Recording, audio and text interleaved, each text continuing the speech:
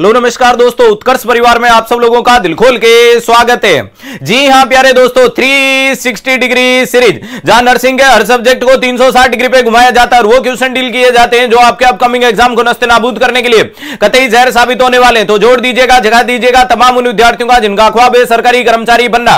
अरे रुकना झुकना थकना किसी भी हालत में नहीं और कंसेप्ट लॉजिक और रैशनल के दम पे अपनी जिंदगी को परिवर्तन करना चाहते हैं तो जाग जाएगा, क्योंकि विरासत से तय नहीं होंगे सियासत के फैसले।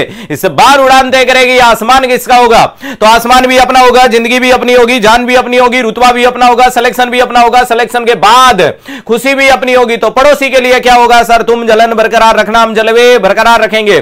ध्यान रखिएगा, जब अपन ने मंजिल के बारे में सोचा है मंजिल को पा करके दिखाएंगे। Good morning all of dear, शुरुआत करने जा रहा हूं आज के दिन के धमाकेदार सेशन की। पहला सवाल आपके सामने आ रहा है, ध्यान से लैंग्वेज को देखिएगा, चारों ऑप्शन को देखिएगा, जो बेहतरीन जवाब लगे वो जवाब देना है। कोई भी बच्चा कट कॉपी पेस्ट नहीं करेगा और कमेंट हर बच्चा जरूर जरूर करेगा, क्योंकि कमेंट ही आपकी क्वालिटी और कॉन्फिडेंस को बढ़ाने का काम करेगा। लेकिन उस सबसे पहले आज के दिन के पावन पर्व की आप सभी को बहुत बहुत शुभकामनाएं। जी हां प्यारे दोस्तों, पूरे देश और दुनिया के अंदर आज का त्योहारों का सीजन जो हर्षोल्लास से मनाया जा रहा है, लगातार सड़कों में रंगीन गुलाल उड़ रहा है। वो गुलाल प्यार का होना चाहिए, वो गुलाल है भैया जी घमंड का नहीं होना चाहिए, बल्कि एक अच्छा देश हित के स्वभाव का होना चाहिए। पक्के कलर से होली न खेले, कच्चे कलर से खेले और ये जिंदगी में रंग भरे ऐसी होली खेले, होली के अंदर आपके चेहरे पे मुस्कुराहट आए, वही होली है। अरे जहां दो यार दोस्त बैठ करके अच्छे मन की बातें करेंगे वही होली है। आप अपने घर वालों के साथ में बैठ करके प्यार भरी बातें करोगे वही होली है। लेकिन खुद से वादा कीजिएगा कि अगली होली को सरकारी कर्मचारी बन के लाऊंगा और जितने भी छोटे में नन्हे मुन्ने होंगे, अरे उन सब के लिए कलर आपकी तरफ से होगा। घर में जितने भी लोग होंगे उनके फेवरेट मिठाई आपकी तरफ से होगी। घर में जितने भी रिश्तेदार हैं उनके लिए गिफ्ट हैम्पर तुम्हारी तरफ से देखने को मिलेगा। और यह वादा किसी और से नहीं, खुद से वादा करना है। खुद से वादा, मेहनत ज्यादा, मजबूत इरादा और लेकर के खुद को दृढ़ संकल्प के साथ जोड़ दीजिएगा आपके अपने 360 के सेशन के साथ, क्योंकि पड़े हो किसके चक्कर में, कोई नहीं है 360 के टक्कर में। सेशन तो हमेशा होगा, डंके की चोट पे होगा। 360 डिग्री तो आती है, निरंतर आती है, होली हो, दिवाली हो, धुलंडी हो या कुछ भी हो। तो अच्छी तरीके से पढ़े और अपने नोट्स बनाए, क्योंकि सेशन गूगल हैंग करवाता है डंके की चोट पे। आज के सेशन का पहला सवाल आ रहा है आपके सामने, ध्यान से लैंग्वेज को देखना, चारों ऑप्शन को देखना, जो बेहतरीन जवाब लगे वो जवाब दे देना, लेकिन कट कॉपी पेस्ट मत करना। और अभी तक लाइक और शेयर नहीं किया तो एक बार मैक्सिमम लोगों तक करो। तो जो कलर की होली खेल रहे हैं उनको बोलो कि इस बार होली संग 360, अरे 360 के साथ होली को मनाने की कोशिश करो। सेशन में पहला सवाल आज का, इमेज विथ क्वेश्चन, बहुत अच्छा सवाल है, ध्यान से देखना।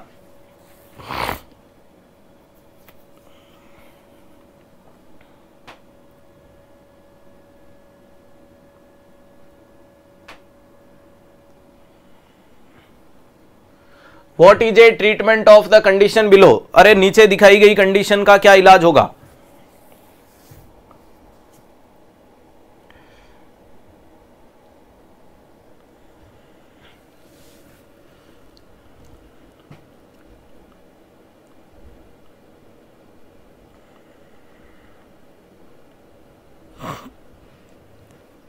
हर्नियोप्लास्टी, हर्नियोटोमी, कंजर्वेटिव या वेट एंड वॉच।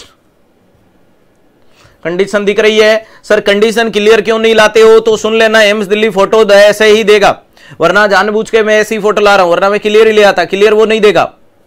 कुल मिलाकर के ध्यान रखिएगा, ट्रीटमेंट ऑफ द सो इस कंडीशन। तो कंडीशन तो देखो, जब इस मरीज को देखा तो आपको ये प्रोमिनेंट एरिया देखने को मिलता है, यानी ये इंग्वाइनल हर्निया है। ये क्या देखने को मिलता है? Inguinal hernia. हर्निया का मतलब क्या है? जब मरीज की एब्डोमिनल वॉल की मसल्स वीक हो जाती है तो वहां से एब्डोमिनल ऑर्गन प्रोट्रूड हो जाता है। तो ध्यान रखिएगा, व्हेन एब्डोमिनल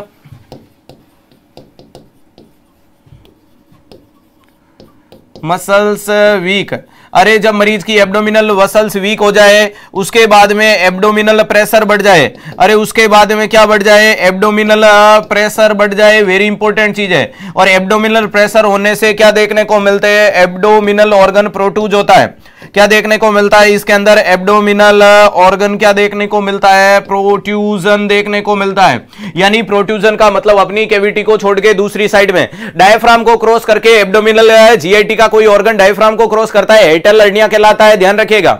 अरे डायफ्रैग्मेटिक हर्निया या एयरटेल हर्निया कहलाता है, जिसमें जीआरडी के सिम्टम आते हैं। अगर अम्बलाइकस से निकल जाता है तो अम्बलाइकल हर्निया कहलाता है, इंसीजन से निकल जाता है तो इंसीजनल हर्निया कहलाता है। और भैया जी पेल्विक फ्लोर की तरफ कोई चीज देखने को मिलती है वो इंग्वाइनल हर्निया देखने को मिलता है। अरे वो क्या कहलाता है, इंग्वाइनल। और फीमोरल वाले एरिया में आएगा वो फीमोरल हर्निया देखने को मिलता है। अब हर्निया के अंदर आप हर्नियाटोमी करोगे, हर्नियाप्लास्टी करोगे तो ध्यान रखिएगा, आज के सेशन में स्टार बना के लिख लेना, if age less than 18 year, 18 साल से छोटा है तो उसमें हर्नियोटोमी किया जाता है, और 18 से बड़ा है तो हर्नियोप्लास्टी किया जाता है। हर्नियोप्लास्टी का मतलब होता है रिपेयरिंग। अब 18 साल के छोटा है तो क्यों कर रहे हो, क्योंकि आपको पता है हील हो जाएगा, प्रोसेस तैयार हो जाएगा और वापस से समस्या नहीं होगी। अरे वापस से समस्या नहीं होगी, जैसे कि मान लीजिएगा ये आपके कोई इंटेस्टाइन वाला पोर्शन यूं हो गया, अरे ये वाली शेक बार की तरफ निकल गया, दैट इज कॉल्ड हर्निया। अरे इसी को क्या बोला जाता है, हर्निया बोला जाता है। और मैंने बोला 18 साल से छोटा है, 18 साल से छोटा है तो हीलिंग हो जाएगा, मैं इसको काट दूंगा और एनास्थेमोसिस कर दूंगा। अरे मैं इसको क्या कर दूंगा मुन्ना, तो ध्यान रखिएगा, मैं इस पाउच को काट के अलग कर दूंगा और इस पोर्शन को और इस पोर्शन का मैं वापस से क्या कर दूंगा, तो ध्यान रखिएगा मैं यहां एनास्थेमोसिस कर दूंगा।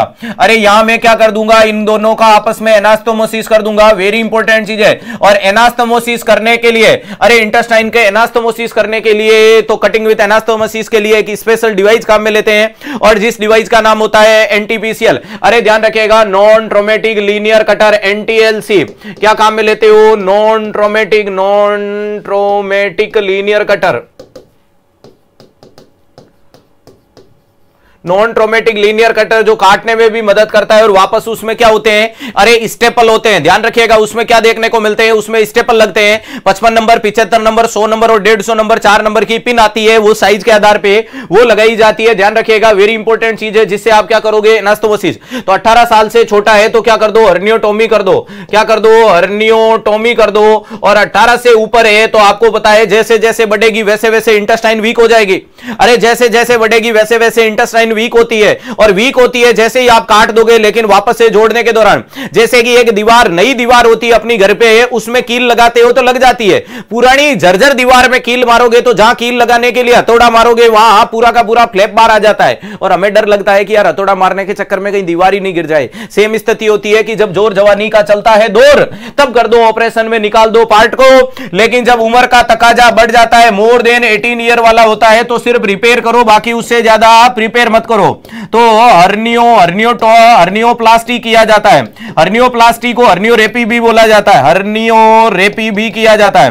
क्या किया जाता है, हर्नियोरेपी। अरे हर्नियोरेपी का मतलब ही रिपेयरिंग होता है, जिसमें हर्निया मेस लगाया जाता है। तो उस कंडीशन में क्या करते हैं, इस शेक को ओपन करेंगे, ओपन करके प्रोट्यूज पोर्शन को अंदर की तरफ इंसर्ट करते हैं, और वहां हर्नियो क्या लगा देते हैं, हर्निया मेस लगा देते हैं और सूचरिंग कर देते हैं।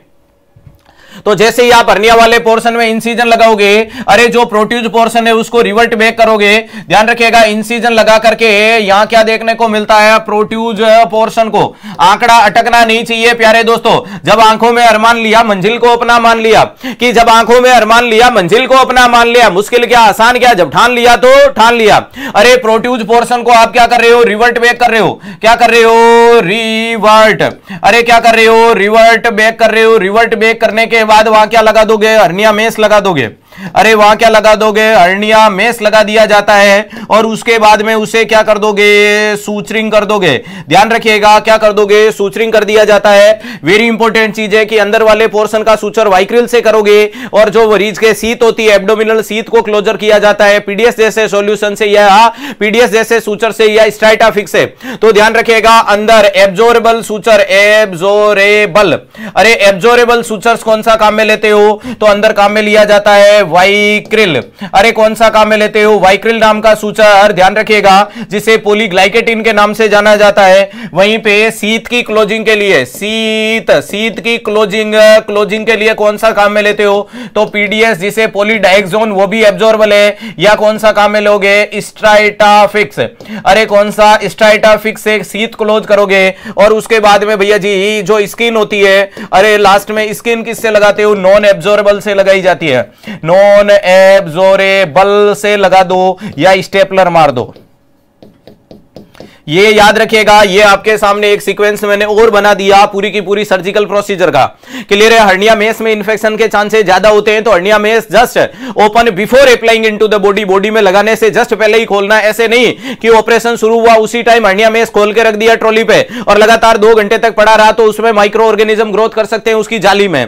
क्लियर है? तो ध्यान रखिएगा। अब मुझे बताओ कि कहीं सवाल ने बोला 18 से छोटा है या 18 से बड़ा है? नहीं बोला। और जब कुछ भी नहीं होता है वो एडल्ट होता है। अरे जब कुछ भी उम्र नहीं होती है वो कौन सी उम्र होती है? तो ध्यान रखिएगा, वो एडल्ट होती है।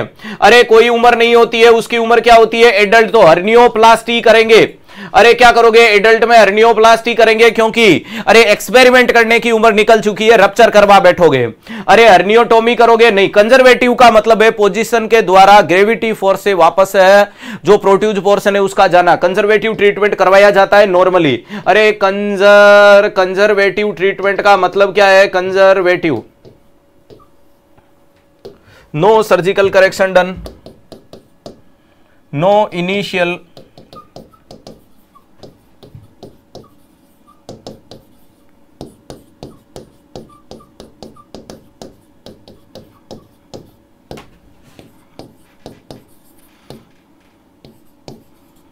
only maintain proper position, only maintain proper position that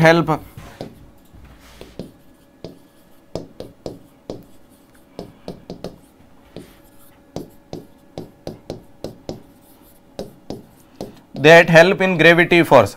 अरे ध्यान रखिएगा, वेरी इंपॉर्टेंट चीज है। यहां अपन ने क्या बोल दिया? कंजर्वेटिव वाली चीज के लिए क्या देखने को मिलता है? अरे कंजर्वेटिव वाली चीज के लिए क्या बोल दिया? नो इनिशियल सर्जिकल करेक्शन नहीं करते हैं, बल्कि ओनली मेंटेन ए प्रॉपर पोजीशन। अब ऐसे मरीज को क्या करोगे? पैरों को थोड़ा एलिवेटेड करोगे तो वो ग्रेविटी के साथ पोर्शन क्या हो जाएगा? अंदर चला जाएगा। That help in the gravity force, और ग्रेविटी फोर्स से क्या होगा? Protrudes organ revert back. अरे इससे क्या देखने को मिलता है? प्रोट्यूज ऑर्गन रिवर्ट बैक देखने को मिलता है। अपने आप वापस चला जाता है और अपना आप चला जाए, इससे बढ़िया क्या होता है? इसे कहते हैं जादू। होठों की मुस्कान देखी, आंख के आंसू देखे। अरे होठों की मुस्कान देखी, आंख के आंसू देखे, हमने इस दुनियादारी के सारे पहलू देखे, और जिसकी एक नजर पाने को पागल है दुनिया सारी, हमने उस जादूगरनी के सारे जादू देखे।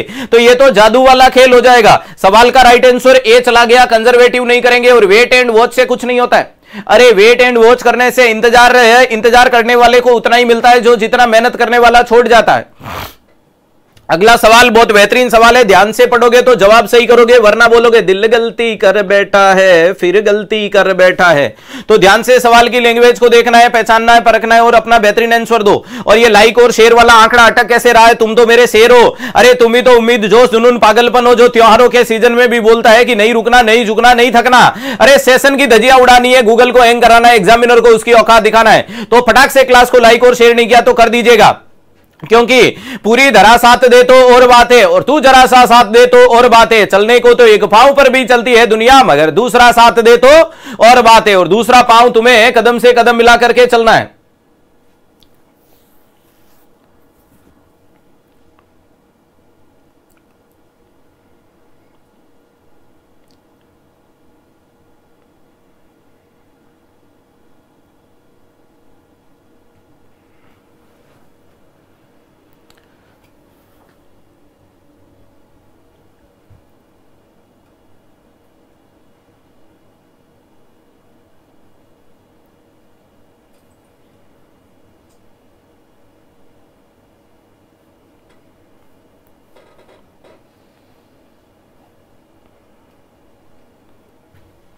चलो सवाल को पढ़ते हैं, उत्तर अपने आप सवाल में ही है।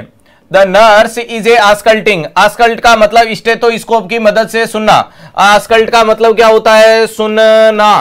अरे सुनना किसकी मदद से? With the help of stethoscope, with the help of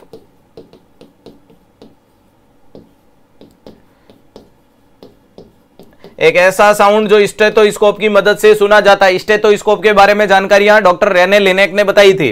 चलेगा, किसको सुन रहे हो? लंग्स को। ऑफ ए पेशेंट, किसी मरीज का, फॉलोइंग ए चेस्ट ट्यूब इंसर्शन, अरे जिसके छाती में कोई ट्यूब लगा रखी है। चलेगा, which of the following result indicate A correct chest tube placement, की छाती में ट्यूब बराबर देखने को मिल रही है। अब प्यारे दोस्तों ध्यान रखिएगा, जैसे कि मान लीजिएगा ये किसी भी मरीज के आपको लंग्स नजर आए, अरे ये आपको किसी भी मरीज के क्या नजर आए? लंग्स नजर आ रहे हैं। अब यहां क्या देखने को मिलता है? ट्यूब क्यों लगाते हैं? तो ध्यान रखिएगा, एक साइड में मैं आपका प्लूरल स्पेस बना लेता हूं। ध्यान रखिएगा, अगर आपके भैया जी मरीज की छाती में हवा भरी हुई है तो आपका जवाब कहां जाएगा? सेकंड थर्ड इंटरकोस्टल स्पेस में जाएगा। अगर किसी भी मरीज की छाती में फ्लूइड भरा हुआ है तो आपका जवाब 8 to 9 इंटरकोस्टल स्पेस में देखने को मिलेगा।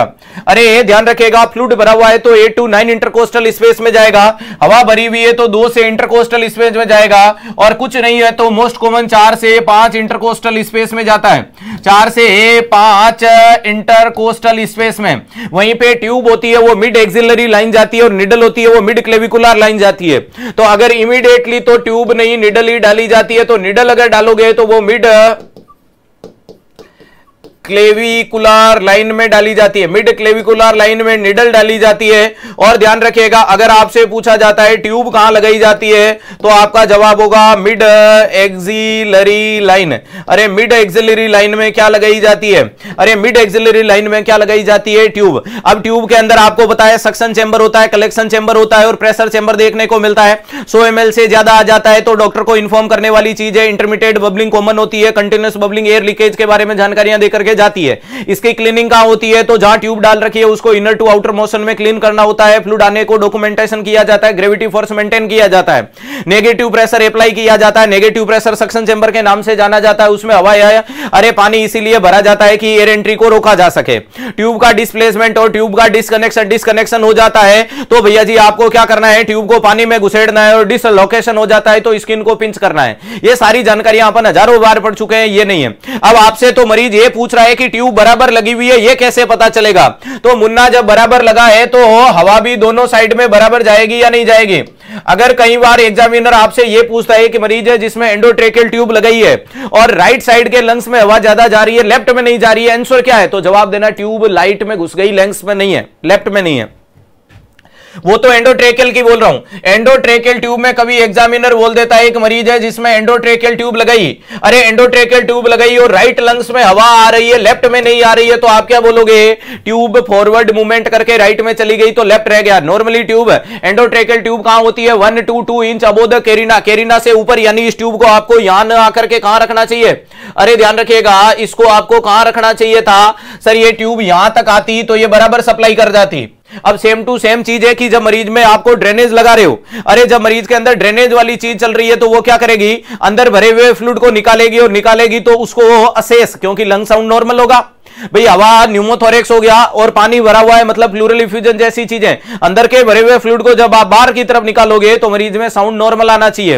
अब देखते हैं क्या पहला बोल दिया कि bronchial sound hear both base of the lungs में ब्रोंकियल साउंड आएगा क्या? तो भैया जी बेस ऑफ द लंग में ब्रोंकियल। दूसरा बोल दिया vesicular sound hear upper lung field, upper में वेस्कुलर देखने को मिलना, sorry vesicular, broncho vesicular sound hear both the lungs field, दोनों लंग्स में। तो ध्यान रखिएगा ऊपर वेसिकुलर ब्रोंकियल और बीच में ब्रोंकोवेसिकुलर। तो सबसे बढ़िया है सेंटर पोर्शन में कौन सा पाया जाता है? ब्रोंकोवेस्कुलर साउंड पाया जाता है। सेंटर पोर्शन में कौन सा पाया जाता है? ब्रोंकोवेस्कुलर साउंड पाया जाता है। राइट आंसर क्या जाएगा? सी। सेंटर पॉइंट में क्या होगा? ब्रोंकोवेस्कुलर देखने को मिलता है। क्रेकल्स हियर ऑन द लंग्स, क्रेकल का मतलब है मरीज में फ्लूइड ओवरलोड है। अरे क्रेकल्स का मतलब क्या देखने को मिलता है? फ्लूइड ओवरलोड देखने को मिलता है। अरे क्या देखने को मिलता है? फ्लूइड ओवरलोड वाली कंडीशन चली जाती है। तो यहां राइट आंसर इसके लिए क्या चला जाएगा प्यारे दोस्तों? सी। राइट आंसर बहुत अच्छे से देखने को मिलता है, ब्रोंकुलर, वस्कुलर और ब्रोंकोवेस्कुलर बीच में देखने को मिलेगा। तो ऊपर देखोगे हल्का, नीचे देखोगे भारी, बीच में देखोगे हल्का भारी। अपन नहीं बोलते हैं कि सर्दी गर्मी और सर्दी गर्मी, तो ये बीच वाला पोर्शन है, तो दोनों साउंड देखने को मिलता है। क्लियर है? ध्यान रखिएगा, जो हमें जानकारियां नॉर्मल देके जाएगा, ट्यूब लंबी हो जाएगी तो भी री एक्सप्लेनेशन के बारे में, एयर लीकेज जैसे सवाल कई बार क्लोज चेस्ट ड्रेनेज सिस्टम से आते रहते हैं। समझ में आई मेरी बात? ग्रेविटी फोर्स वगैरह, अटरम सटरम, ये सारी जानकारियां कई दफा अपन पढ़ा चुके हैं। टेंशन न्यूमोथोरेक्स के लिए इमीडिएटली मिड क्लेविकुलर लाइन में निडल डाली जाती है। टेंशन न्यूमोथोरेक्स का मतलब होता है कि जरूरत से ज्यादा एयर बजाना, जिसमें ट्रेकियल डाइवेशन भी देखने को मिलता है। अरे जिसमें जरूरत से ज्यादा आपके एयरफील्ड, अरे एयरफील्ड कैविटी हो जाएगा, जिसमें ट्रेकिया शिफ्ट होना शुरू हो जाएगा, तो वैसी कंडीशन में इमीडिएटली आपको क्या करना है, निडल को इंसर्ट करना होता है। सेकंड प्रायोरिटी में अपन ट्यूब लगा सकते हैं। अगला सवाल बहुत अच्छा सवाल है और मैं चैलेंज दे सकता हूं, नॉरसेट में इस टॉपिक से सवाल आएगा और एक नहीं 500% बोल रहा हूं कि सवाल आएगा आएगा आएगा। ध्यान रखिएगा, माल न्यूट्रिशन और डिहाइड्रेशन दो टॉपिक है जिससे नॉरसेट में 500% सवाल आएगा। दोनों टॉपिकों को बहुत अच्छे से देखना है। डिहाइड्रेशन बोले तो एक मरीज है जिसमें 8:2 लोग हैं, 10:2 लोग हैं, माइल्ड है, सम डिहाइड्रेशन है, माइल्ड डिहाइड्रेशन है, नो डिहाइड्रेशन देखने को मिल रहा है। ऐसी कंडीशन या हाँ भैया जी नो डिहाइड्रेशन, सम डिहाइड्रेशन, सीवियर डिहाइड्रेशन वाली कंडीशन चल रही है। डब्ल्यूएचओ की गाइडलाइन के अनुसार या बोलेगा 5% से कम वेट लॉस है, 5 से 9% है, मोर देन 10% है, बताओ क्या है। या बोलेगा कि इमीडिएटली फेज में, रिससिटेशन फेज में कितना फ्लूइड दूं, या मरीज का वजन 30 किलो है, 36 किलो है, 40 किलो है, कितना फ्लूइड दूं। ऐसे कर करके सवाल आएगा, फ्लूइड का फिक्स आएगा।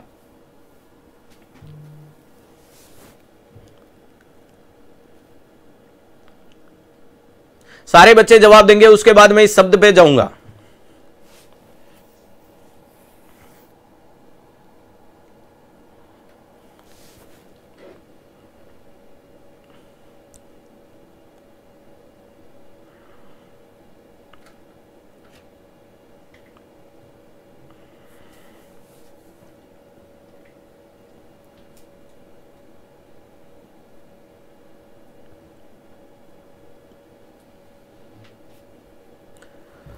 चलो, सवाल ने आपसे पूछा है chronic mall nutrition in the child best है इवेलुएटेड बाई। क्रोनिक का मतलब अभी तो नहीं, लंबे टाइम से। एक होता है एक्यूट माल न्यूट्रिशन का मतलब अभी अभी। अरे ध्यान रखिएगा, एक्यूट माल न्यूट्रिशन का मतलब क्या बोलोगे, अभी अभी, अभी अभी, या बोलना है कुछ समय से। अरे अभी अभी बोल दो, या क्या बोलोगे, कुछ समय से। सही बात है। दूसरा होता है क्रोनिक माल न्यूट्रिशन। दूसरा क्या नाम देखने को मिलता है, क्रोनिक माल न्यूट्रिशन। चीजों को समझा रहा हूं, अच्छे से समझना। यानी इसे क्या बोलोगे, लंबे समय से।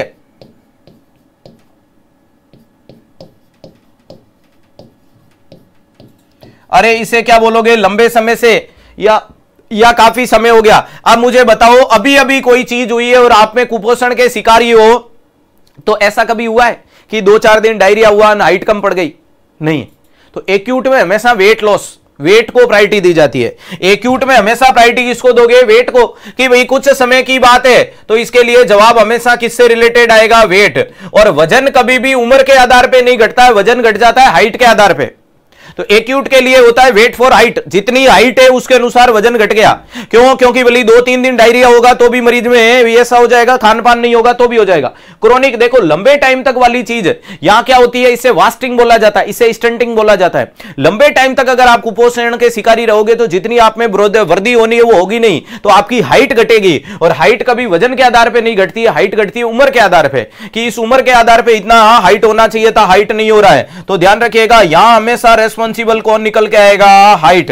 तो यहां तो होता है हाइट फॉर एज या वेट फॉर हाइट वाला मामला।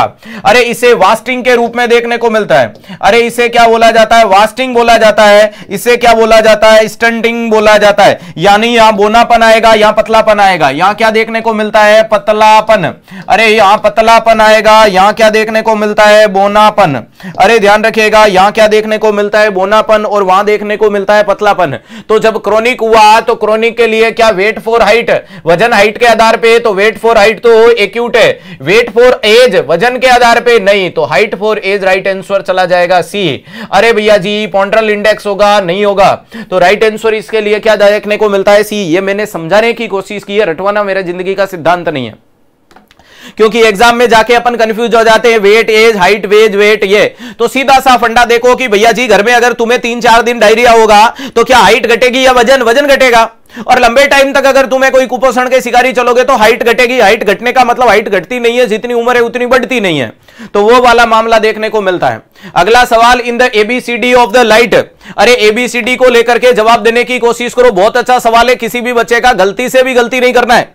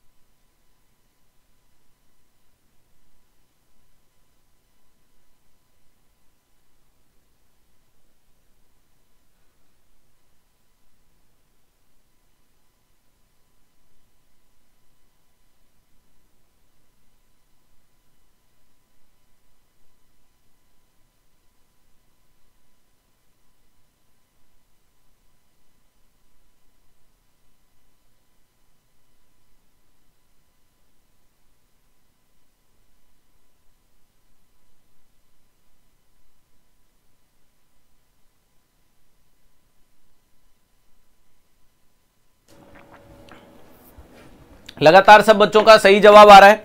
ध्यान रखिएगा, यहां आपसे पूछा है in the ABCD light headedness and the diaphoresis, D stand for. अरे ध्यान रखिएगा, आपको कंफ्यूजन करने के लिए एग्जामिनर ने बहुत हथकंडे अपनाए। आपसे बोला कि ये जो एबीसीडी है इसमें लाइट हेडेडनेस यानी हल्का भारीपन, सर दर्द और डायाफोरोसिस। अब बताओ डी स्टैंड फॉर, तो ये शब्द क्या है? ये है कंफ्यूज करने वाले पॉइंट। ये आपको क्या है? भटकाने का तरीका।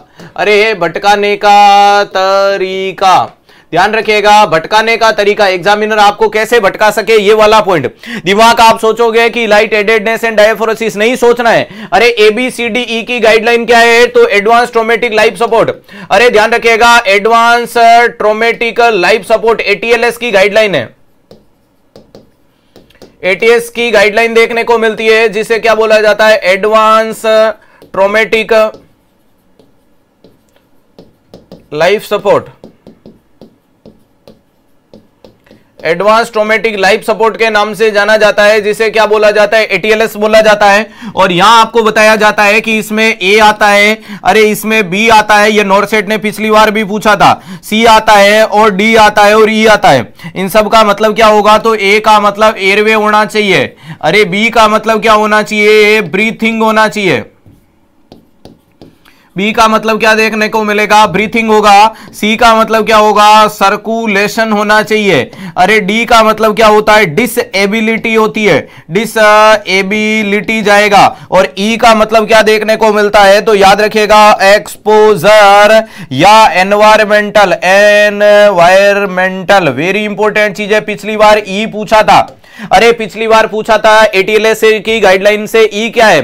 तो जब भी इमरजेंसी में सवाल आएगा, नॉरसेट इस बार सवालों की बौछार करेगा, ध्यान रखिएगा। A patient come into the emergency department with the bleeding of the नेफ्स nostril, patient suffering a symptom of the light headedness and patient feeling a body is cool, patient blood pressure value are the 110/96, patient heart rate 140 beat per minute. What is a next intervention assessment should be done by the posted nursing officer. Option A B C D, अलग अलग सवाल निकाल के आएगा। A patient come into the emergency between the, अरे between the 4 to 5 PM with the 3rd to 4th ring, अरे 3rd to 4th rib fracture. What is a initial intervention? A patient of the diabetes come into the emergency department with the complain of the diplopia. What is a next priority? अरे patient of the respiratory failure, saturation down. ऐसे कर करके सवाल। तो सबसे पहले हमेशा option ढूंढो, एयरवे है क्या है, तो एयरवे को पकड़ो। सवाल में सीधा पकड़ो कि आपको पूछे ना क्या करोगे, तो उनको बोलना है कि एयरवे ऑप्शन है तो येन केन प्रकारेण में एयरवे पे जाऊंगा। अगर एयरवे ऑप्शन है तो मैं येन केन प्रकारेण एयरवे पे जाऊंगा। एयरवे मेंटेन करो, एयरवे पेटेंट करो, एयरवे को पेटेंट के लिए पोजीशन मेंटेन करो। ऐसे सवाल आएंगे जब तक मेरा उत्तर यहां तक जाएगा। अरे जब ये ऑप्शन नहीं आएगा तो मरीज का ब्रीथिंग पैटर्न देखूंगा, तेज चल रही है, धीरे चल रही है, कैसी चल रही है, क्रेकल आ रही है, रोंकई आ रही है, ब्रोंकई आ रही है, ब्रोंकोवेस्कुलर आ रही है, वेस्कुलर आ रही है, क्या आ रही है, ये ऑप्शन में नहीं आएगा। तो तीसरे नंबर पे सर्कुलेशन बोले तो परफ्यूजन देखूंगा कि हार्ट बराबर धड़क करके टिश्यू को खून की सप्लाई बराबर कर रहा है या नहीं कर रहा है, मरीज के शरीर से ब्लीडिंग तो नहीं हो रही है, मरीज के शरीर से ऊजिंग तो नहीं हो रहा है। बोल सकता है patient come into the emergency department with the respiratory distress and bleeding from the surgical site. What is a next intervention? तो एयरवे प्रायोरिटी है, खून खराबा नहीं है। ध्यान रख लेना, एयरवे पहले नंबर पे, वो सर्कुलेशन का टाइप है। समझ में आई मेरी बात? वो क्या है? सर्कुलेशन। अगला नाम है डी फॉर डिसेबिलिटी, यानी उसमें होने वाली बीमारी के कारण उसमें क्या डिसेबिलिटी आई। डिसेबिलिटी का मतलब है unable to do routine work. अरे इसका मतलब क्या देखने को मिलता है? Unable to do routine work, unable to do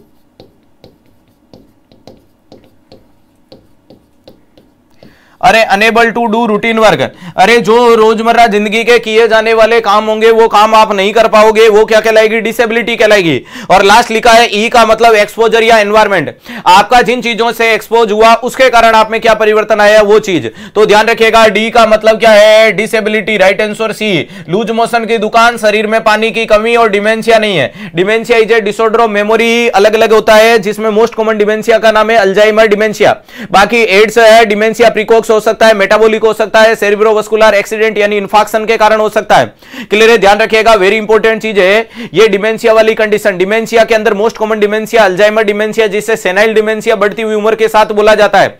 और सेनाइल डिमेंशिया की ड्रग ऑफ चॉइस क्या है, तो ध्यान रखिएगा टेकेरिन, गैलेंटामाइन और डोनेपजिल नाम की दवाई दी जाती है। एप्रेक्सिया, एफेजिया, एमनेशिया ऐसे सिम्टम देखने को मिलते हैं। 4A सिम्टम इसमें भी आते हैं। यहां आपका राइट आंसर क्या चला जाएगा, सी। जिन बच्चों ने सी दिया उनका सही है। और मैं बोल रहा हूं कि मेरे नोट्स बना लेना, 360 डिग्री के नोट्स दुनिया के सर्वश्रेष्ठ नोट्स होंगे अगर ढंग से बनाओगे, लेकिन ऐसे आंकड़ा अटका के चलोगे तो कैसे होगा। जी हाँ प्यारे दोस्तों, जैसा कि मेरे पीछे लगे थंबनेल के माध्यम से आपको पता चल रहा है कि उत्कर्ष ऐप में चल रहा है होली हंगामा विद धमाका। अरे इस बार हंगामा और धमाका दोनों एक साथ चल रहे हैं। तो उत्कर्ष ऐप में जो भी लाइव और रिकॉर्डेड कोर्स है उन सभी कोर्सेज पे आपको होली के स्पेशल ऑफर में प्यारे दोस्तों 21 से लेकर के 28 मार्च के बीच में, अरे 21 से लेकर के 28 मार्च के बीच में उत्कर्ष ऐप के सभी ऑनलाइन और रिकॉर्डेड कोर्स पर मिल रहा है आपको 90% तक का भारी डिस्काउंट। अरे कितने परसेंटेज तक की छूट मिल रही है, 90% तक का ऑफ मिल रहा है, ध्यान रखिएगा। और यह 90% का ऑफ ही नहीं बल्कि प्लस 3 मंथ की एक्स्ट्रा वैलिडिटी। अरे 3 महीने की इनके साथ में आपको और क्या देखने को मिलती है, 3 मंथ की एक्स्ट्रा वैलिडिटी भी मिल रही है। अरे क्या देखने को मिलती है, 3 महीने की एक्स्ट्रा वैलिडिटी भी मिल रही है सभी कोर्सेज पे। जैसे कि नॉरसेट का अगर एमसीक्यू बैच परचेज करते हो तो यह बैच मिलेगा आपको मात्र 1000 रुपए में। नॉरसेट महापेक को बैच को लेकर के आते हो तो यह मिलेगा मात्र 6000 रुपए में। और नर्सिंग और राजस्थान सीएचओ का कॉम्बो पैक लेके आते हो तो यह मिलेगा आपको 4000 रुपए में। अरे ये आपको क्या देखने को मिलेगा, मात्र 4000 रुपए में देखने को मिलेगा। वहीं पे अगर ईएसआईसी का बैच परचेज करोगे तो वो आपके लिए होगा सिर्फ 2000 रुपए में।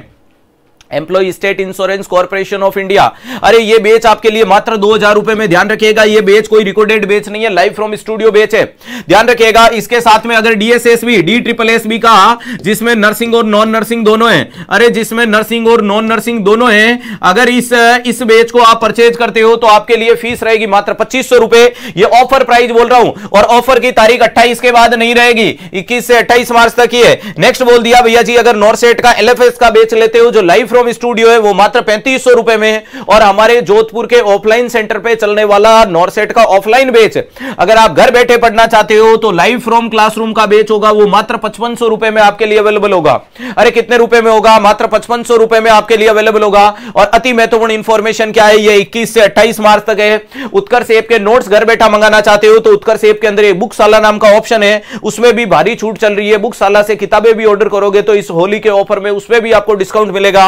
उत्कर्ष के सभी लाइव और रिकॉर्डेड कोर्स पे 90% तक का डिस्काउंट है। और 3 महीने की एक्स्ट्रा वैलिडिटी, यानी नॉर्मल जो आप कोर्स खरीदते हो उसका 1 साल का एक्सेस होता है, लेकिन अगर इस ऑफर के दौरान अगर आप कोर्स को परचेज करोगे तो आपके लिए 15 महीने का ऑनलाइन एक्सेस देखने को मिलेगा।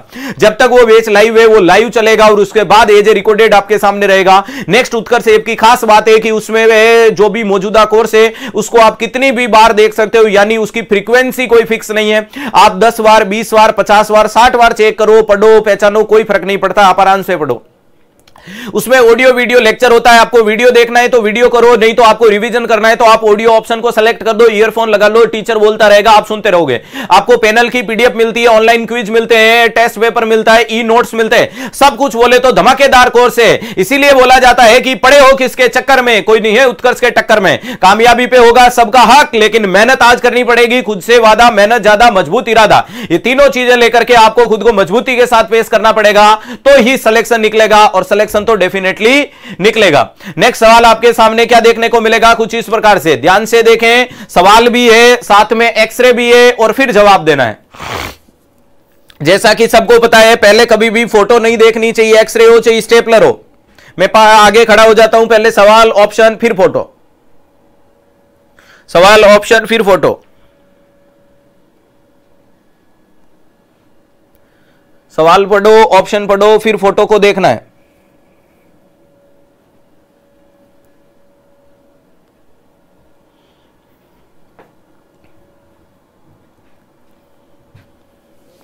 और जवाब हर बच्चे को देना है, जवाब ही आपको कॉन्फिडेंट करके लाएगा।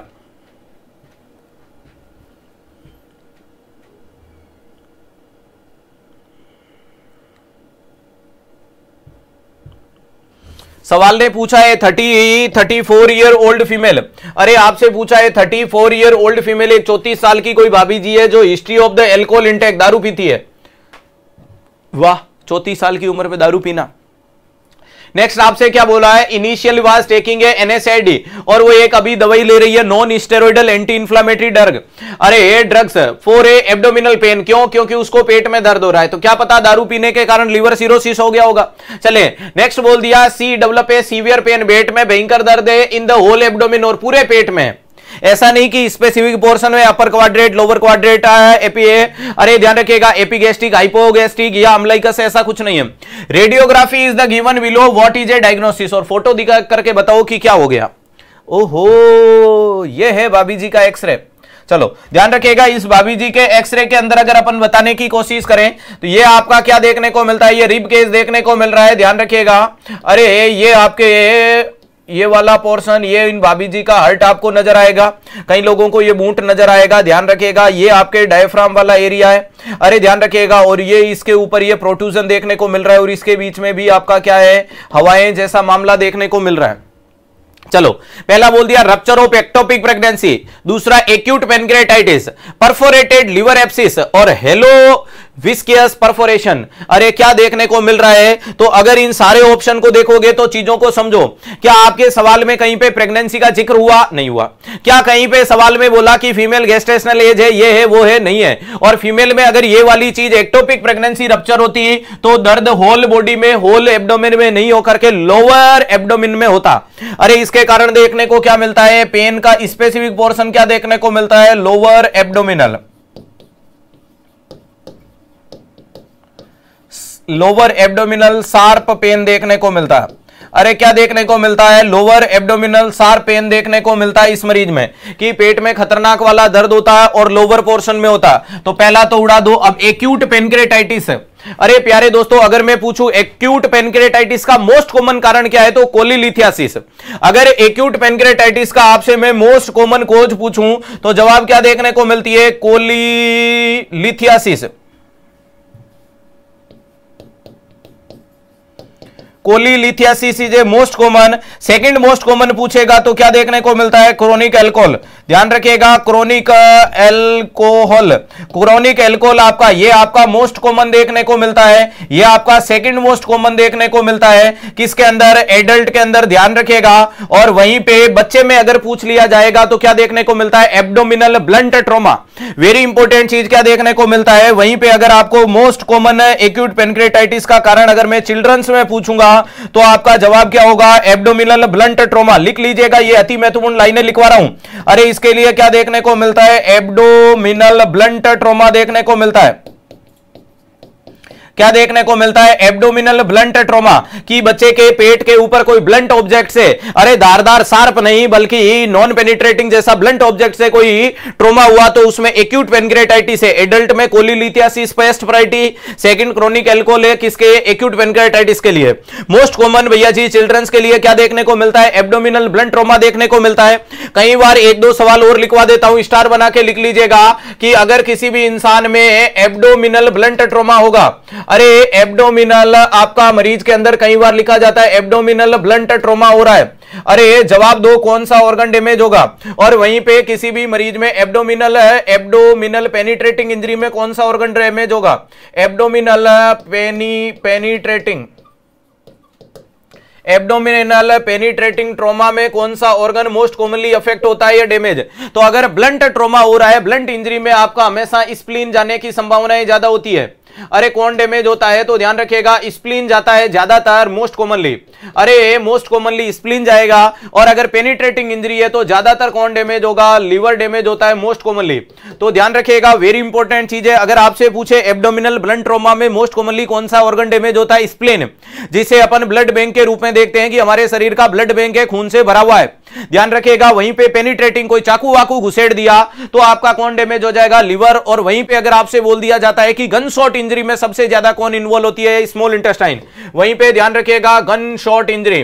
अरे गन शॉट इंजरी में कौन डैमेज हो सकता है, गन शॉट इंजरी में मोस्ट कॉमनली कौन डैमेज होता है, तो स्मॉल इंटेस्टाइन। अरे स्मॉल इंटेस्टाइन वेरी इंपॉर्टेंट चीज है, ये लाइनें अति महत्वपूर्ण है, आसानी से आपको कहीं नहीं मिलेगी।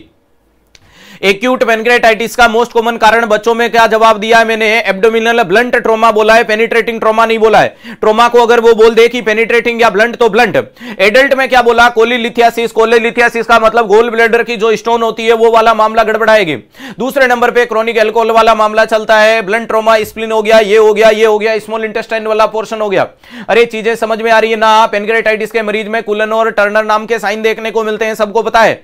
अरे कुलन और टर्नर नाम का साइन आता है peri umbilicus, ecchymosis around the umbilicus is a Cullen sign, और ecchymosis around the flank region में क्या देखने को मिलता है? ग्रे टर्नर के नाम से जानते हैं, जिसे ब्लूइश डिस्कलरेशन के नाम से भी जानते हो। अरे पेनक्रेटाइटिस के मरीज के लिए इंपॉर्टेंट मैंने एक लाइन बताई थी कि लिवर सिरोसिस और पेनक्रियाज के मरीज में पूछे तो जो प्यारा है वो लाडला है, जो लाडला है वो प्यारा है।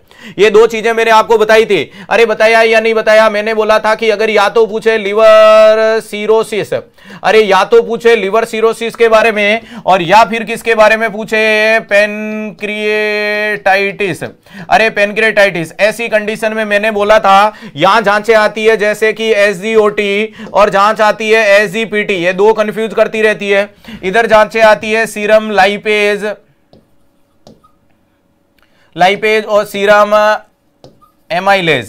तो सीरम एमाइलेज और सीरम लाइपेज करते हैं दोनों के अंदर, और एसजीओटी पीएटी इधर करते हैं। ध्यान रखिएगा, जिसे क्या बोलोगे? इसे एएसटी बोला जाता है, इसे एलटी बोला जाता है।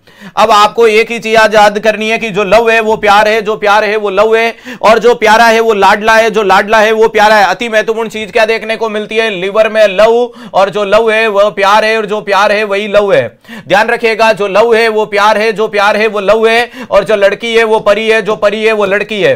कुछ भी याद कर सकते हो। ध्यान रखिएगा, जो पापा की परी है वही लड़की है, जो लड़की है वही पापा की परी है। इधर बोल देना कि जो प्यार है वही लव है, और जो लव है वही प्यार है, जो परी है वो लड़की है, जो लड़की है वो ये है। या बोल सकते हो जो लाडला है वो प्यारा है, जो प्यारा है वो लाडला है। तो कुल मिलाकर के पेनक्रेटाइटिस में serum lipase is a most mark important component. इधर आपका जवाब एलटी या एसजीपीटी, इससे आसान में चीजों को समझा नहीं सकता, वेरी इंपॉर्टेंट चीज है, चलेगा। तो दूसरा एक्यूट पेनक्रेटाइटिस ऐसी कंडीशन यहां कहीं देखने को मिल रही है नहीं, हमें कोई pancreas as such specific portion में नजर ही नहीं आ रहा है। अरे यहां अगर पेनक्रियाज को प्रोट्रूजन जैसी कंडीशन हमें कोई नजर नहीं आ रही, उड़ा दो। अरे अगला ऑप्शन हमें किस साइड में ले जा रहा है? तो परफोरेटेड लिवर एप्सिस। अरे बेटा लिवर एप्सिस, हवा यहां भरती हुई नजर आ रही है, लिवर एप्सिस होता तो यहां देखने को मिलता है। अरे लिवर एप्सिस होता तो भी राइट अपर क्वाड्रेंट में एज सच स्पेसिफिक पेन देखने को मिलता है। ऐसा हमारे सवाल ने कहीं पे भी नहीं बताया कि राइट अपर क्वाड्रेंट में हो रहा है, तो उड़ा दीजिएगा। तो यहां क्या देखने को मिलता है? होल विस्कियस परफोरेशन, यानी मरीज में इंटेस्टाइनल परफोरेशन होने के कारण वो आपकी पेरिटोनियल मेम्ब्रेन, देख लीजिएगा पेरिटोनियल मेम्ब्रेन में हवाएं नजर आने लगी है। इसका मतलब ये क्या कह रहा है? परफोरेशन को बता रहा है, जिसे न्यूमोपेरिटोनियम बोला जाता है। क्या बोला जाता है? न्यूमोपेरिटोनियम। अरे न्यूमोपेरिटोनियम क्या है? तो हवा का भर जाना पेरिटोनियम है। यहां क्या देखने को मिलता है? एयर फील्ड,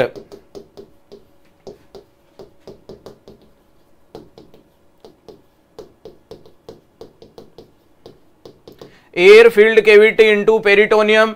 पेरिटोनियम में एयर फील्ड केविटी देखने को मिलती है। ध्यान रखिएगा, जिसके कारण ये क्या है? पेरिटोनियम का मतलब क्या है? अरे ध्यान रखिएगा, सीवियर पेन क्यों है? तो ध्यान रखिएगा इंटेस्टाइनल परफोरेशन। अरे क्या देखने को मिलता है? परफोरेशन। इंटेस्टाइनल परफोरेशन का मतलब मरीज की आंत में परफोरेस हो गया, आंत फट गई, और फटी तो ये कॉम्प्लिकेशन। और परफोरेशन का कॉम्प्लिकेशन होता है पेरिटोनाइटिस, यानी इन्फ्लामेशन ऑफ पेरिटोनियल मेम्ब्रेन, जिसमें मरीज में गार्डियन साइन आता है। गार्डियन साइन का मतलब पेरिटोनियल मेम्ब्रेन के कारण एब्डोमिनल ऑर्गन सारे के सारे क्या होंगे? इन्फ्लाम्ड हो सकते हैं। तो एज सून एज पॉसिबल क्या करनी है? इमरजेंसी एक्सप्लोरेटरी लेप्रोटोमी नाम की सर्जरी। ध्यान रखिएगा, इस परफोरेशन के क्या देखने को मिलेगा? पेरिटोनाइटिस। अरे पेरिटोनाइटिस का मतलब इन्फ्लामेशन ऑफ पेरिटोनियल मेम्ब्रेन हो जाएगा। इसके कारण क्या देखने को मिलता है? Inflammation of peritoneum. क्या हो जाएगा? Inflammation of peritoneum. अरे क्या देखने को मिलता है? इन्फ्लामेशन ऑफ पेरिटोनियम देखने को मिलता है। और इसका सर्जिकल इंटरवेंशन, अरे इसका सर्जिकल इंटरवेंशन आपको क्या करना है प्यारे दोस्तों? तो ध्यान रखिएगा, वैसे कंफर्म कैसे करेंगे? तो इसके लिए सीटी स्कैन करवाया जा सकता है, और यूएसजी से कंफर्म हो जाएगा कि रप्चर था या नहीं था। यूएसजी अल्ट्रासोनोग्राफी से आप कंफर्म कर लोगे। और नेक्स्ट सर्जरी क्या किया जाता है? तो इमरजेंसी, अरे क्या करोगे? Emergency exploratory laparotomy. क्या करोगे, लेप्रोटोमी किया जाता है। लेप्रोटोमी का मतलब एब्डोमिनो पेल्विक कैविटी को खोला जाता है और सबसे पहले क्या करते हो, वो एब्डोमिनल कैविटी को पूरा वॉश देते हैं, अंदर का इन्फ्लाम्ड पोर्शन को बाहर निकालते हैं, फ्लूइड वगैरह को, और जो रप्चर साइट है उसे रिपेयर किया जाता है। प्राइमरी रप्चर कर दो, सीवियरिटी ज्यादा है तो स्टोमा वगैरह बना दो। तो कुल मिलाकर के जहां परफोरेशन हुआ उस परफोरेशन को रिमूव कर दो। अरे परफोरेशन का मतलब गड्ढा बन गया, जो फटा है उसको रिपेयर कर दो। रिपेयर किससे करते हो, वाइक्रिल सूचर से करते हो। ध्यान रखिएगा, इमरजेंसी का मतलब 30 मिनट के अंदर अंदर डिसीजन लेना है, ऐसा नहीं कि 3-4 दिन बाद कर देंगे, तब तक ये इन्फ्लामेशन है, ये पेरिटोनाइटिस है, सेप्टिसीमिया हो जाएगा और सेप्टिसीमिया सीवियरिटी का रूप धारण करेगा तो मरीज का स्वाहा करवा देगा। इतना लंबा नहीं खींचना है, इतना लंबा नहीं खींचना है। मरीज को as soon as possible priority में लेकर के इलाज को कंसीडर करना है। क्लियर है? तो राइट आंसर चला गया डी। अति महत्वपूर्ण चीज, हर एक चीज में सीखने की कोशिश करो। सर ऐसे ऑप्शन एक्सरे किसी का बाप देख के चैलेंज नहीं कर सकता, इनके लिए दिमाग लगाना पड़ेगा ऑप्शन से, और ऑप्शन से जब दिमाग लगाना शुरू कर दोगे तो उत्तर निकल जाएगा। एक्टोपिक प्रेगनेंसी का हिंट नहीं दिया, पेनक्रेटाइटिस के लिए इसने हमें नहीं बोला कि लेफ्ट अपर क्वाड्रेंट में गे टर्नर या भैया जी कुलज उनीज कुछ आ रहे हैं, लीवर के लिए राइट नहीं बोला। जब पूरे पेट में दर्द करवा रहा है तो मैं तो सवाल को पढ़ के उत्तर दे देता, फोटो की मुझे जरूरत ही नहीं थी। अरे फोटो की मुझे आवश्यकता ही नहीं थी, जब सवाल को पढ़ के आप उत्तर निकाल सकते हो। नेक्स्ट इंपोर्टेंट क्या देखने को मिलेगा प्यारे दोस्तों, ध्यान रखिएगा, ये लीजिएगा। सवालों की दरख्वास्त लगातार बढ़ती जा रही है, लेकिन उत्तर और रैशनल आपको जीत के लिए मजबूत करते जा रहा है, क्योंकि इसी को कहते हैं 360 इज मच मोर सफिशिएंट। वो कहते हैं ना, राह कहां तक जाएगी राहगीर वहां तक जाएगा। अरे राह कहां तक जाएगी राहगीर वहां तक जाएगा। दरिया से पूछ रहे हो नीर कहां तक जाएगा, खींच डोर साध अपना मंजिल का निशाना, बाद में देखेंगे तीर कहां तक जाएगा। तो तीर जाकर के लगेगा सटीक निशाने पे और वहां से निकाल लाओगे आप अपने सिलेक्शन को मजबूती के साथ। तो अपने आप को मजबूत बनाएं, मजबूर नहीं बनाएं।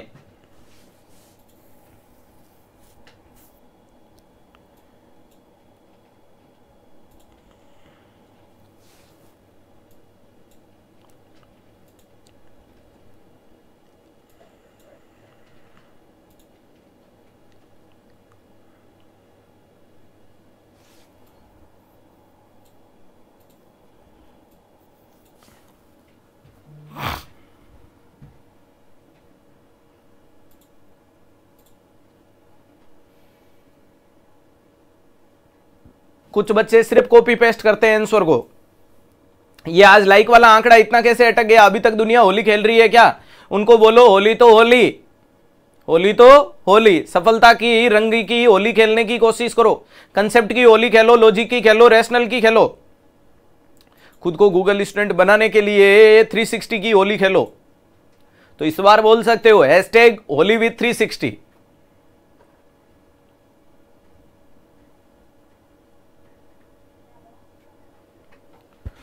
क्वेश्चन ने पूछा है, nurse is a caring for a client in labour. अरे भैया जी, एक नर्स है जो किसी भी मरीज की केयर कर रही है, जो आपका कहां है, लेबर रूम में, ठीक है। And is a monitoring a fetal heart rate, और जैसे ही आपने उसके धड़कन का पैटर्न देखा है, अरे the nurse noted a presence of A episodic acceleration, और समय समय के आधार पे एक्सीलरेशन हो रहा है on the electrode fetal monitoring tracing, जो बच्चे के मॉनिटर करने के लिए जो ट्रेसर लगा रखा है उससे हमें पता चला है विच एक्शन मोस्ट एप्रोप्रिएट। तो आपको पता चलना चाहिए एक्सीलरेशन क्या है।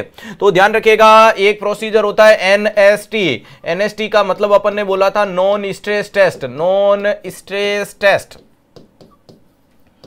नॉन स्ट्रेस का मतलब क्या? इसमें कोई कॉन्ट्रैक्शन ला करके धड़कन में परिवर्तन देखेंगे नहीं। तो इसमें कब देखा जाता है? तो ध्यान रखिएगा, फीटल हार्ट रेट मॉनिटरिंग की जाती है।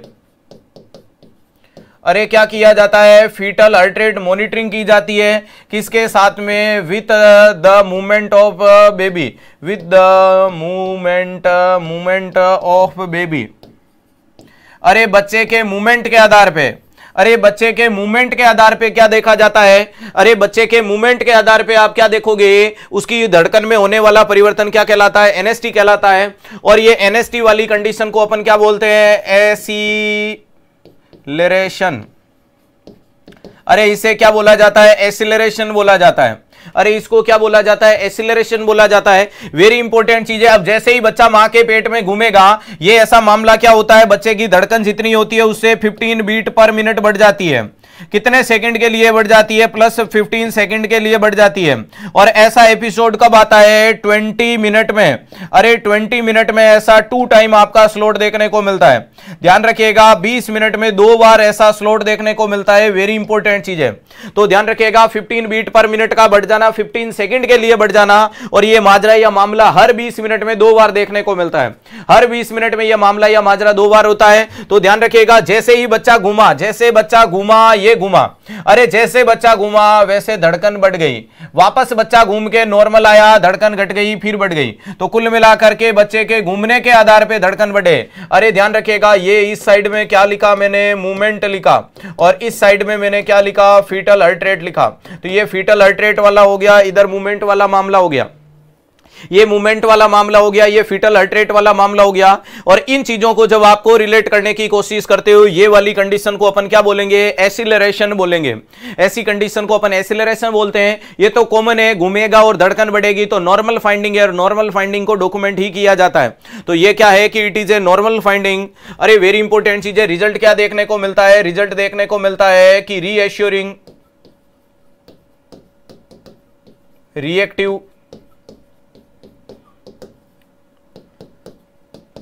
रीएश्योरिंग देखने को मिलेगा, रिएक्टिव देखने को मिलता है। इसको अपन नॉर्मल बोलते हैं, और नॉर्मल को रिजल्ट नेगेटिव बोला जाता है। अरे क्या बोला जाता है? नेगेटिव रिजल्ट बोला जाता है। और नॉर्मल इंसान को हमेशा क्या किया जाता है? डॉक्यूमेंटेशन। अरे ध्यान रखिएगा, हालांकि नेगेटिव पॉजिटिव इसमें आता ही नहीं है। अरे तो यहां तक इतना ही रखने की कोशिश कीजिएगा, क्योंकि नेगेटिव पॉजिटिव सीएसटी में आता है। यहां क्या लिखोगे प्यारे दोस्तों? नॉन रीएश्योरिंग।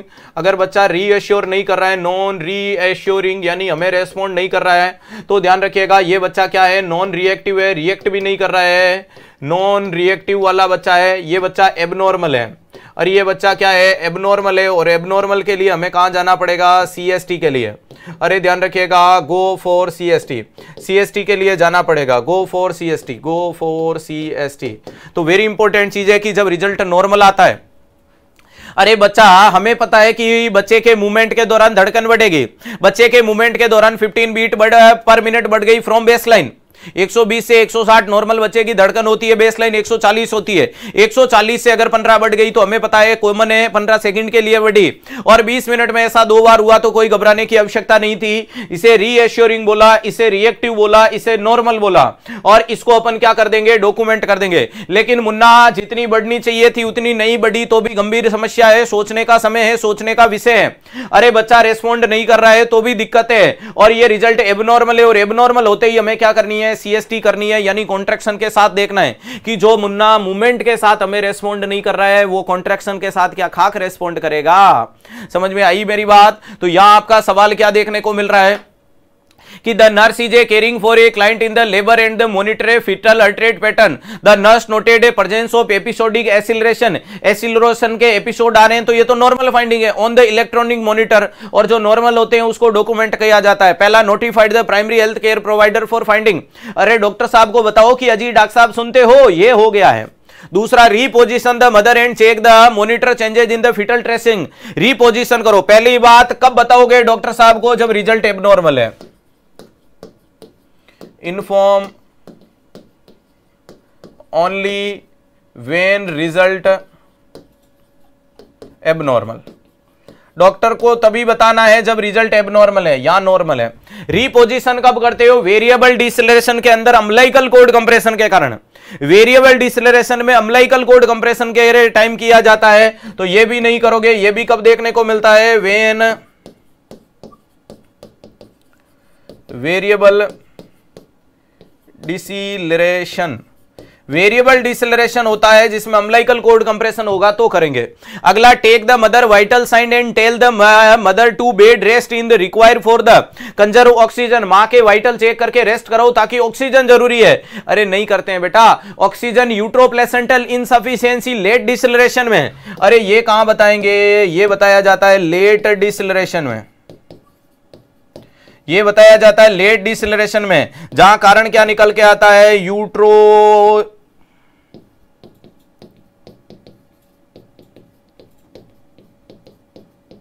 यूट्रोप्लेसेंटल इनसफिशिएंसी वाली मदर को बोलेंगे तीसरा स्टेटमेंट।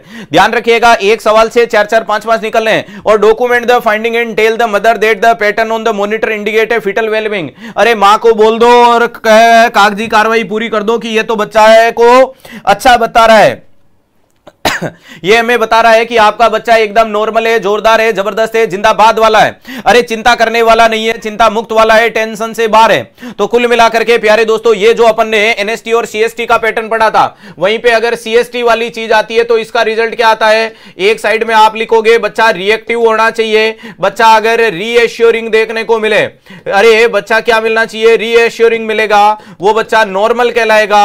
और प्यारे दोस्तों, जो बच्चा नॉर्मल होता है वो रिजल्ट नेगेटिव कहलाता है। तो अगर आपसे पूछे कि रिजल्ट पॉजिटिव एंड नेगेटिव, तो only should be seen in the CST, not seen in the NST. लगातार पिछले 2 सालों से नॉरसेट सवाल पूछ रहा है और पूछ करके वहां आपको रीएश्योरिंग के साथ में पॉजिटिव नेगेटिव से कंफ्यूज करता है। और अपन आधे बच्चे पॉजिटिव नेगेटिव दे देते हैं, आधे बच्चे रिएक्टिव नॉन रिएक्टिव देते हैं। तो ध्यान रखिएगा, एनएसटी में पॉजिटिव नेगेटिव नाम का शब्द यूज नहीं लिया गया है, वो सीएसटी में आता है। दूसरा रिजल्ट यहां क्या देखने को मिलता है? Non reactive. नॉन रिएक्टिव है, नॉन रीएश्योरिंग है, नॉन रीएश्योरिंग है। ये रिजल्ट क्या देखने को मिलता है? एबनॉर्मल देखने को मिलता है। और इसे क्या बोला जाता है? पॉजिटिव बोला जाता है। तो अगर आपसे पूछे कि result positive and negative only seen in the CST या डिसेलरेशन, तो ध्यान रखिएगा, स्टार बना करके इस चीज को अच्छे से लिख लें।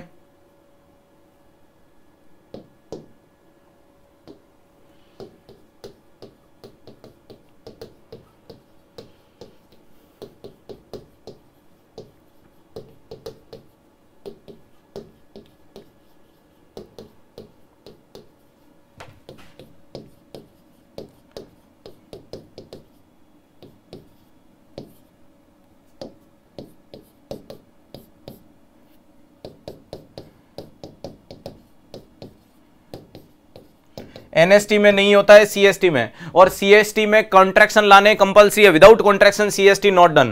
ध्यान रखिएगा, अगर आपसे पूछे सीएसटी के लिए क्या जरूरी है, तो कॉन्ट्रैक्शन जरूरी है। अरे सीएसटी के लिए क्या जरूरी है, तो ध्यान रखिएगा, इसके लिए क्या बोलोगे? If CST done then mandatory